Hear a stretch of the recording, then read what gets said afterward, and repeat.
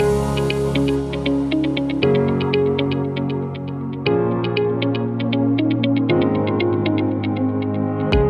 everyone, welcome to another episode of Ask IndieBee Wealth month-end market update for the month of March.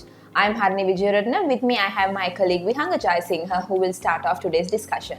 Thank you, Harini.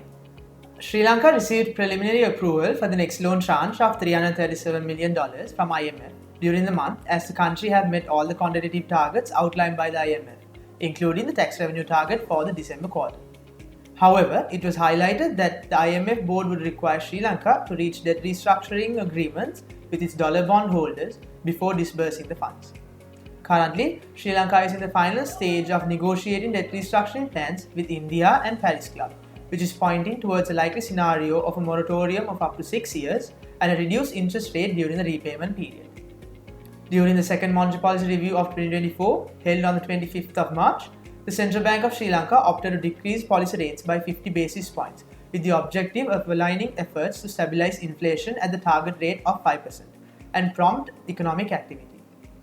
Consequently, the standing deposit facility rate and the standing lending facility rate were adjusted to 8.5% and 9.5% respectively.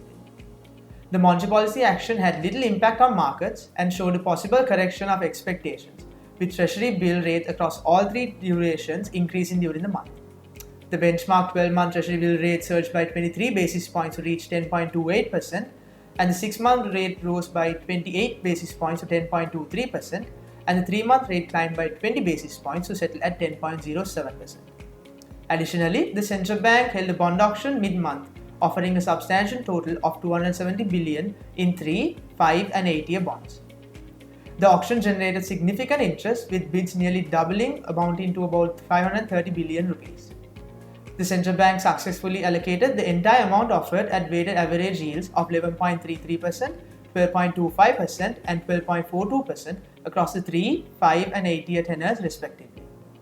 Private sector credit growth recorded a contraction of 52 billion or 0.7% on a month-on-month basis in January 2024 and a year-on-year contraction of 0.1%, attributed to the diminished demand for import credit, reduced consumption following the VAT hikes, and the appreciation of the Sri Lankan rupee.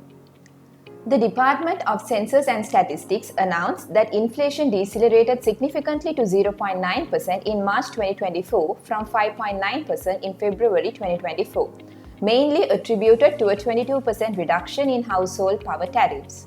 Compared to the previous year, the non-food prices decreased by 0.5% while food prices rose to 3.8% in March 2024. As per the Department of Census and Statistics, the real GDP for the fourth quarter of 2023 recorded a growth of 4.5%. The growth was witnessed across all three sectors, with agriculture expanding by 0.6%, industry by 7.9%, and service by 2.8% during the quarter.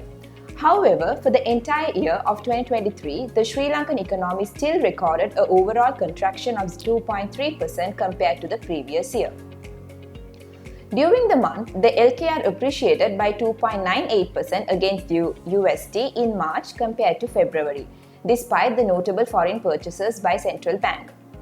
According to Sri Lanka Tourism Development Authority, tourist arrivals in Sri Lanka for the first quarter of 2024 exceeded 600,000, with India and China being the top two contributors. In February, the Sri Lankans' exports surged by 7.9% and reached $982 million compared to the previous year.